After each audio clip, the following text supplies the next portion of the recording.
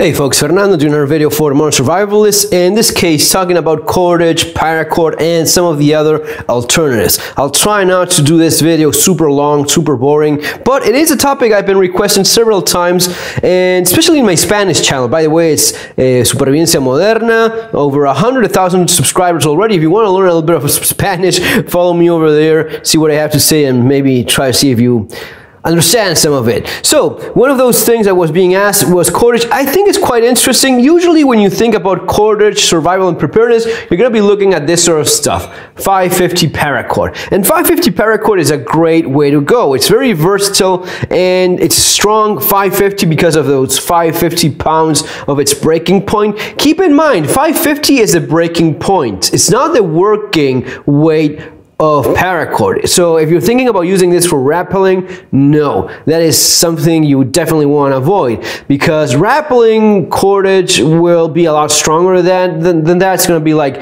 10 times, 15 times your weight, because every time you slip any, just falling for just a few inches will multiply that stress a lot more than just your weight. So it's a lot likely to break. Having said that, if you have no other alternative and you have to climb down from a higher floor, from a level, and just use that so as to drop from one floor to the next, or from an upstairs level or floor to something lower, then you could maybe double this and find your way down from there. But usually this is not a climbing rope. Still, it's very practical, and that's because of how Paracord is made. Mil-spec Paracord will be rated to 550, and it will have 7 strands on the inside. This means that you can cut a length of Paracord and use those smaller strands for some other things.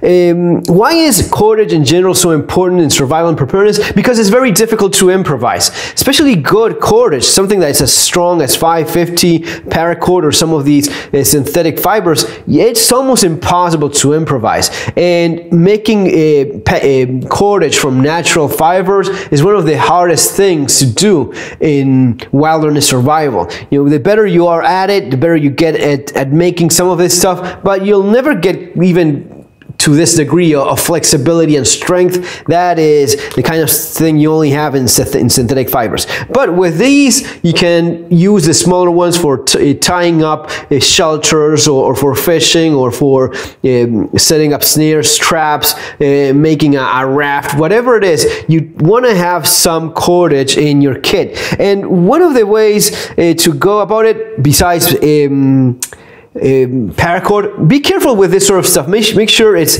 the real deal, mil-spec 550 Paracord. There's a lot of this Chinese Paracord floating around that may be good enough for your intended purposes.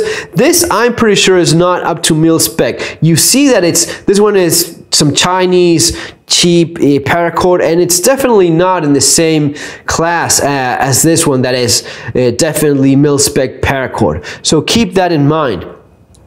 One of the other things you may want to consider is the world does not end with Paracord. Something like this, like shoemaking Cordage. This is the kind of thing that's used for making boots. It's very thick, very strong thread, and in many cases it's more practical than something that's a lot thicker. Sometimes you want something that's very thin yet very strong, and of course you can double these or triple these or use more of it depending on your needs. But the beauty of it is this is pretty cheap for what it is. It's a lot of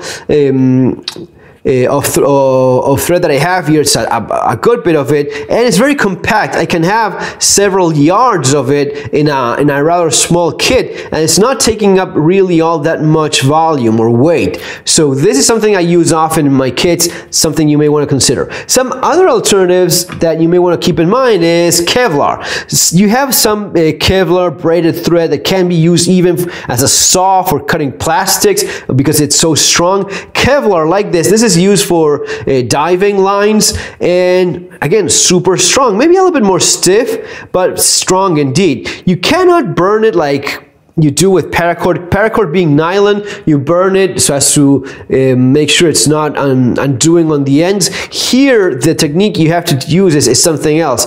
I use a little bit of super glue. A small drop will stiffen this end like in a shoelace, and it's going to be a little bit more handy, and it's not going to be undoing itself coming loose.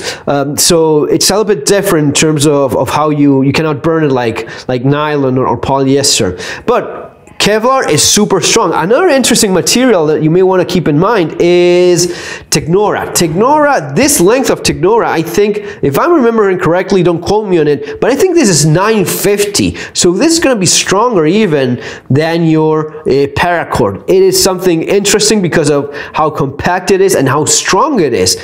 With that kind of breaking point, you have something that can do a number of roles being fulfilled by this. One last thing to keep in mind, some of the ways in which you can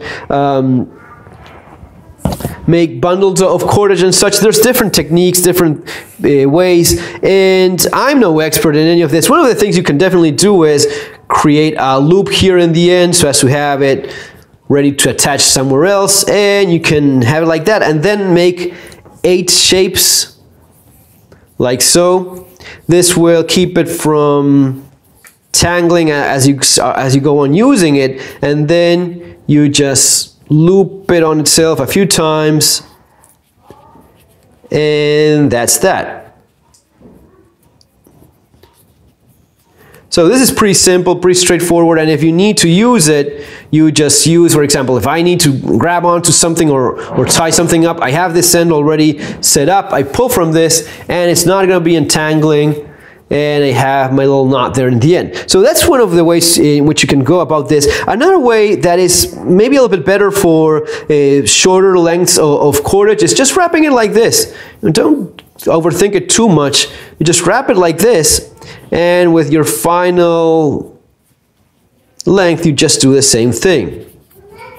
So this is a little bit more likely to tangle if it's a longer piece of cord, but with something like this short, no problem whatsoever. You just have it like that, and if you use it, same thing. You just pull it, and it's going to be leaving you with a knot there in the end again. So those two would be the ones I use the most. Now, a very common question is, how long should a length of cord be? Which is one of those questions that don't seem to have an answer. 7 yards is the right answer.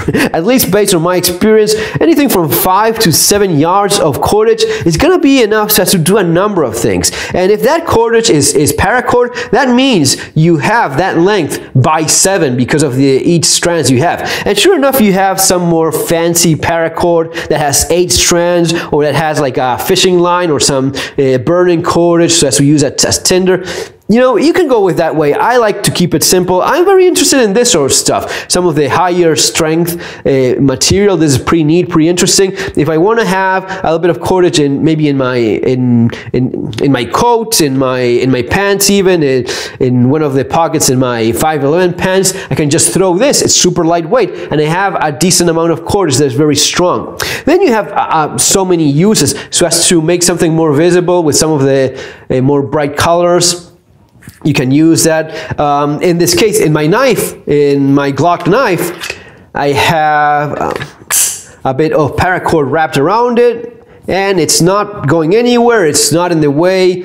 There's nothing loose, and I have it right there, wrapped in the sheath without any inconvenience. But keep this in mind. This is a great way to go. This is very handy for some of those smaller kits. And sure enough, you have some of this cheaper stuff that's not nearly as good as Paracord, but for anything that doesn't require proper Paracord, this kind of, what is it, like, I don't even know the name for this stuff, just cheaper cordage. It's going to be doing the job many times just as well as the more fancier stuff. One more thing to keep in mind: tape. Don't forget about how useful duct tape can be. One of the things I like doing is, once I'm going use a bit of it, you can just remove the paper inside the cardboard, put a little bit of glue, and flatten this roll, which makes it a lot more handy so as to keep in kits and bags. Sometimes you find that commercially already wrapped in a flat bit like this, and also get some of the higher quality stuff. This is Gorilla Tape, which is super strong,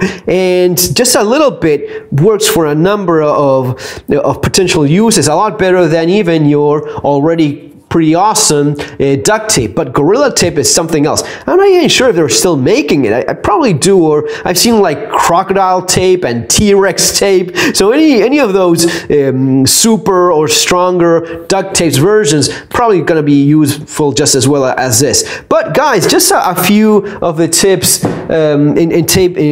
regarding cordage. Some of the knots that I at least find more useful. Man, I again don't want to be doing this super long, but besides using your typical overhand knot, which is already pretty handy if you know how to use it in proper cases, you have maybe one of the more useful ones is the bowline, which is easy to remember because it's like you're making you have your working end, you have a little cave, and the rabbit goes into the cave, around a tree, and again out of the cave, and when you pull on that, you have a knot that's not going to be tightening in on itself like it would happen with an overhand knot. If I do an overhand knot and I pull like this, it's going to be tightening in it, and sometimes you just don't want to have that. So the bowline is one of the, I find it to be one of the more useful knots. There's a bunch of others that I use all the time, and that's maybe something for a separate video, but this is some of the basics in terms of cordage and a few ideas to keep in mind. Folks, remember that there's my books available in Amazon: Street Survival Skills and Modern Survival Manual, Surviving the Economic Collapse. See you on our next video. Subscribe, share. Have an awesome day.